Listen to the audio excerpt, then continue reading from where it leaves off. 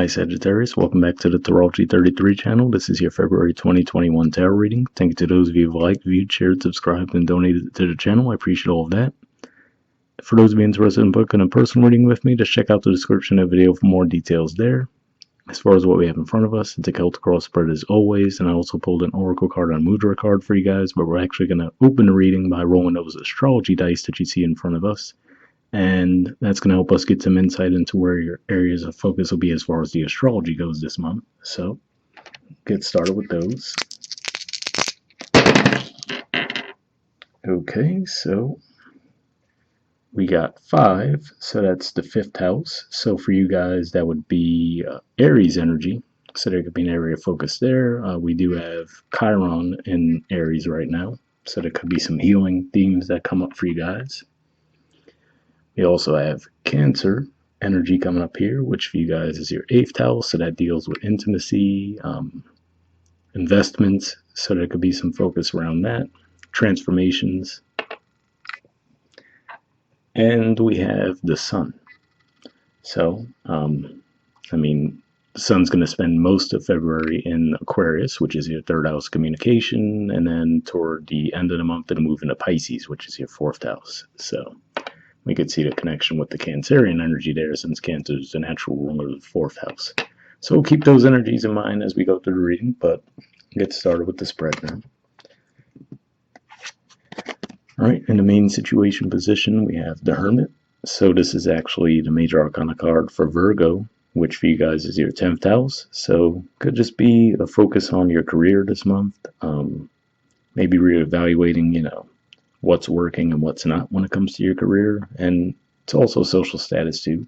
But beyond that, that could just be saying that you guys might be a bit withdrawn as well.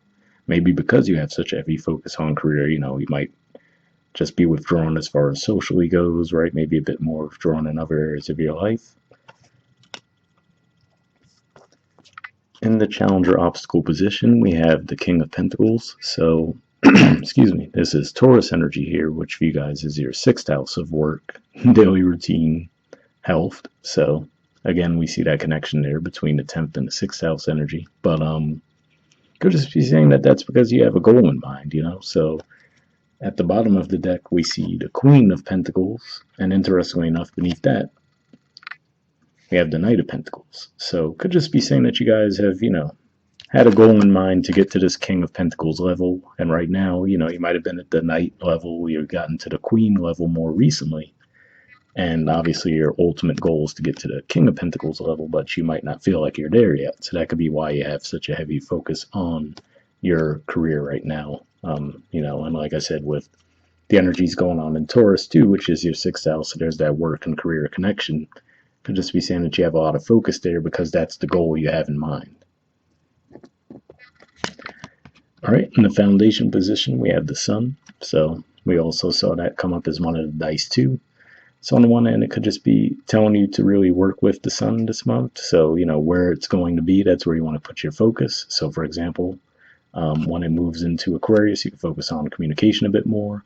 At the time I'm recording this, it's wrapping up its transit through Capricorn, which for you guys is your 2nd house of finances. So that could also be pointing to why your heavy focus is on your career and finances as well. But this could just be also reminding you to try to keep your light and playful energy about you, because that might help you advance your goals further too, as opposed to the Hermit energy, which is very analytical, right? And so it could just be saying, maybe that's the key to clearing that blockage. If you feel like you're at the Queen of Pentacles phase and you're stuck and you're trying to get to that King of Pentacles level, could just be saying to maybe change your approach a little bit, as opposed to just being super analytical and taking everything so seriously. Maybe just come from a bit of a more light and playful energy, and that could help the energy move forward for you guys. All right. And in the past position, we have the Hanged Man, which is Pisces energy, the 5 of Wands, which is Leo energy, and the 3 of Swords in reverse, which is Libra energy. So interesting messages to come up here. One way I could see this playing out could just be saying that, especially for those of you who don't watch this until we're actually physically in February, We're going to have that Leo full moon that's coming up toward the very end of January. So that could be what this is pointing to, given that that's Leo energy. It could just be saying that maybe you've been looking at a past disappointment.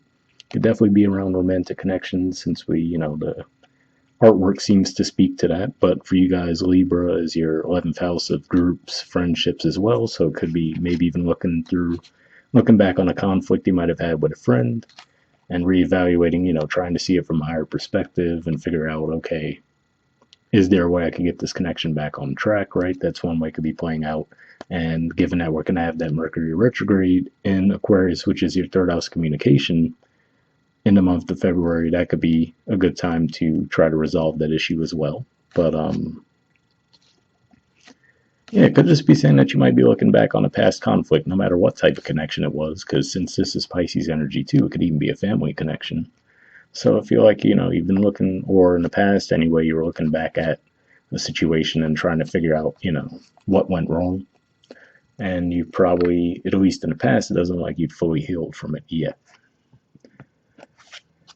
All right. In the present position, we have the Queen of Wands.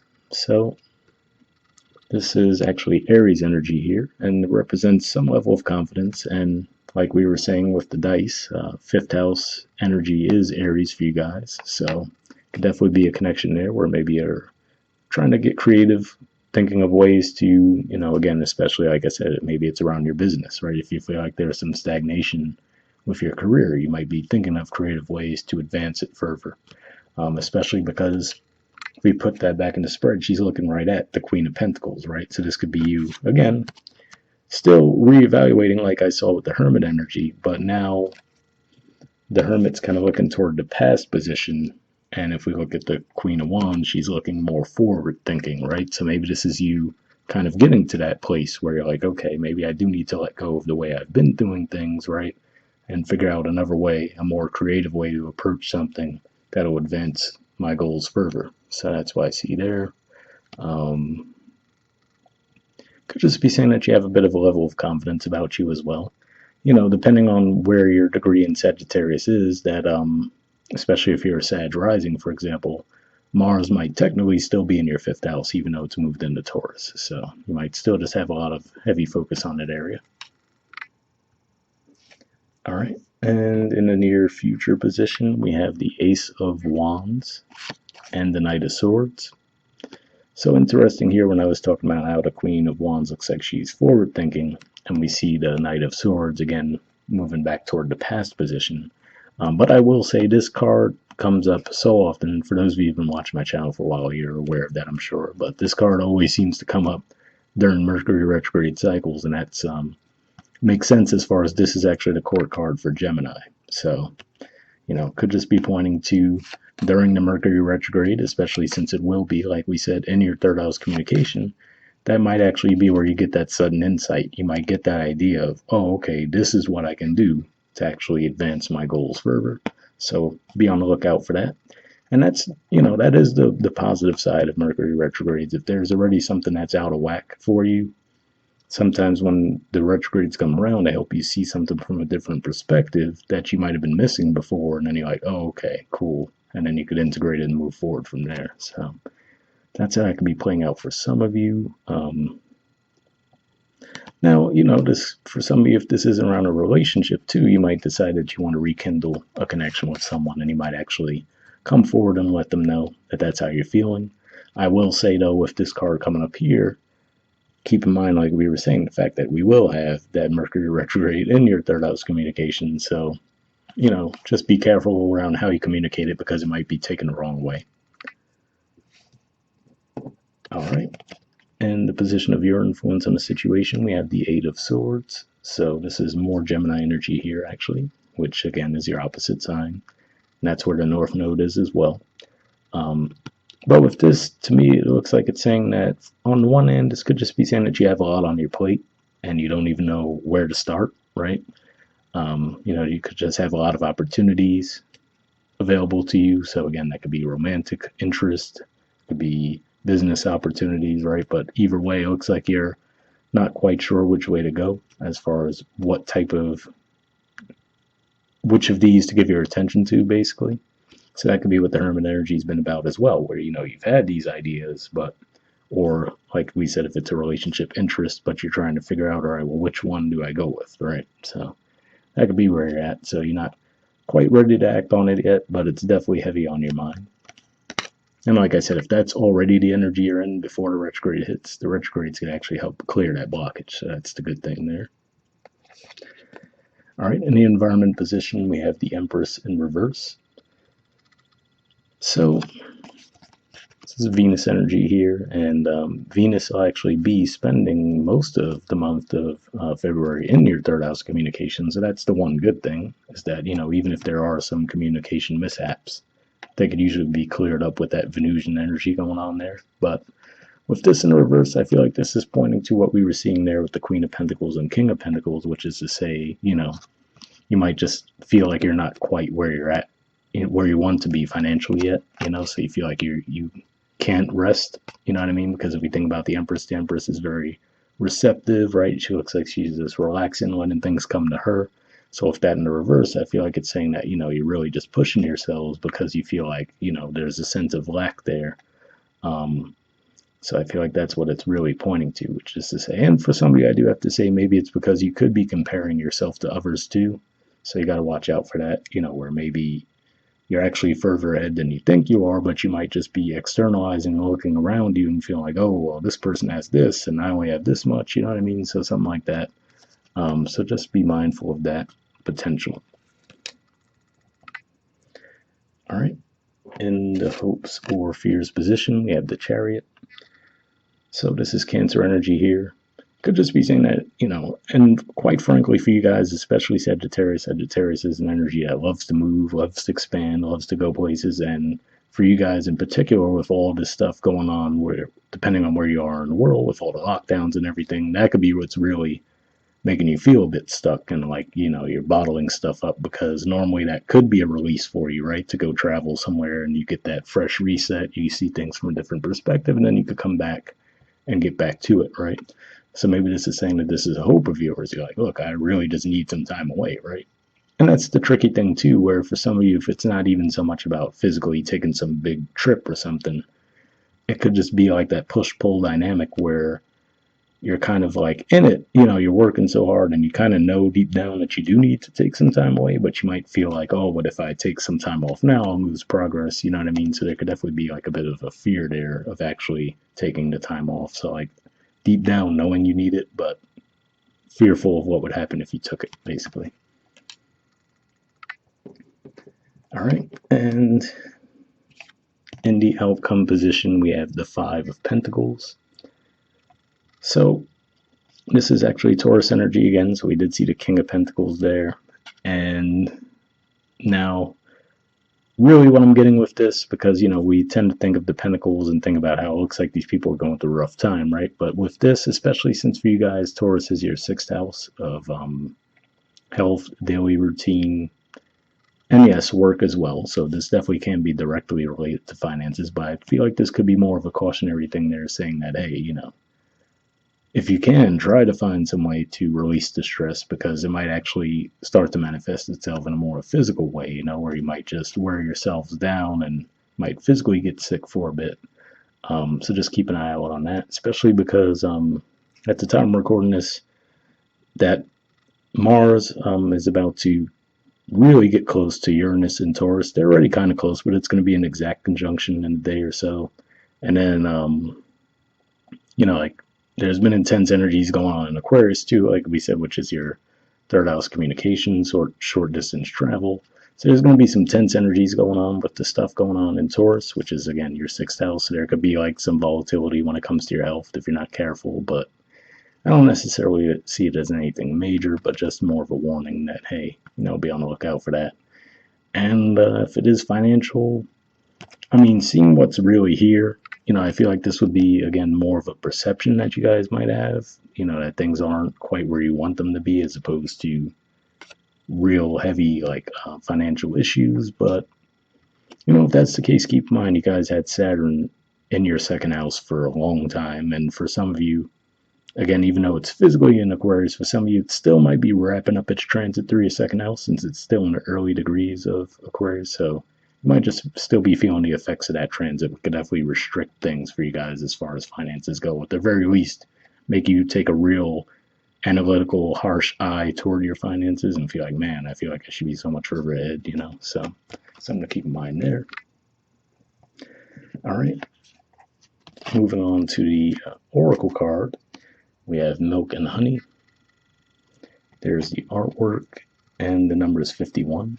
So it actually came out sideways when I was shuffling it, so I'm actually going to read the regular messages, and I'll also read the protection message, because the protection message technically is what you would read if it came out in reverse, but I feel like it came out sideways for a reason, so we'll read all of those. All right. So let's get started. Okay, it says the taste of prosperity, opportunities born of authenticity, nurturing abundance, trusting that your needs will be met. The Oracle's message: you've entered a sweet time in your life, enjoying the land of milk and honey that everyone wants to experience. It's an interlude that feels more languid than ambitious when all your senses are awake to the unlimited possibilities in the universe. These times are precious and only come when you're in your authentic zone, wearing the world as a loose garment, not wanting, yet able to be nourished in ways both tangible and subtle. Abundance is an energy that you are a living part of. All your needs are being met. You are given the gift of nourishment in every form. So, definitely a pretty positive message there, and I feel like that's just more of saying, you know, try to have a little more faith in what's going on around you, and that, you know, your needs will be provided for. The relationship message says sensuality, connection, and passionate romance between lovers, sweet moments of understanding, and love among friends and family are all here for you to savor now. Your heart's calling will be answered. Let your thoughts and feelings be sweet with gratitude, and you will be nourished with the honey of abundance. So, interesting message there. I didn't get a huge, like, for most of you, like I said, I was feeling like this is more around finances than relationships for some of you, but if it is around a relationship, hopefully that message resonated. And it could just be one of those things where maybe if you have been neglecting your connection a lot, right, because you've been so wrapped up and worried about finances, that could be what that Empress in reverse means then, if that's actually another person's energy, which could just be saying that they're a bit more closed off now because they feel like they're, you know, not getting attention from you. And then if that's the case, that's what the Five of Pentacles could be pointing to, you know, saying that there might be a need to repair the connection there. All right, the prosperity message says there is only one authentic you. This version of yourself is Spirit's emissary in the world. When you're in alignment with the truth that you are a unique expression of the divine, your ego can rest and your soul can illuminate your purpose. Now is the time when you're seeking your true north. When you find this direction, when you find this direction, you automatically step into prosperity and the world brings you evidence of abundance. Miracles are a choice and a way of seeing the world. With every choice you make right now, you have the potential to seize good fortune and embrace your destiny. Opportunities will lead you to your best life now. Be open to them. You're getting a sweet taste of what you want.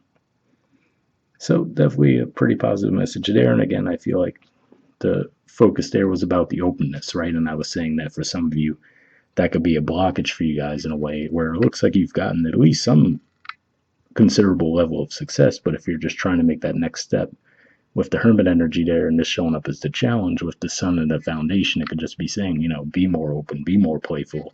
And for some of you, that could even be what this is saying with the Empress in reverse too, that you're not as open, and that's kind of causing blockages for you guys. So hopefully that resonated.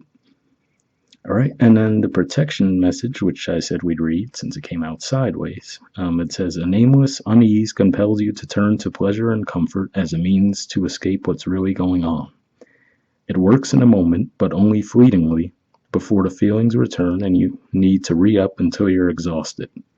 Feeling worse than before, you may continue struggling, or you may see the light and choose to surrender to spirit. Now is the time for practicing extreme self-care. If you can, do so before you engage in behaviors you'll regret later. You are so loved, so cared for. Feel love and compassion for yourself. Turn your troubles over to the divine for healing. That's all that counts right now. So, pretty pretty intense message there too. For those of you who are going through a bit of a tough time, that definitely made me think of the Five of Pentacles energy that we saw there. So hopefully that resonates with you guys as well. And finally, we'll move on to your Mudra card. All right, so the Mudra you guys got is right here. It's the Jnana Mudra, and the keyword for it is wisdom. All right, and let's see if we can get everything in the frame. All right, looks like it's blurry.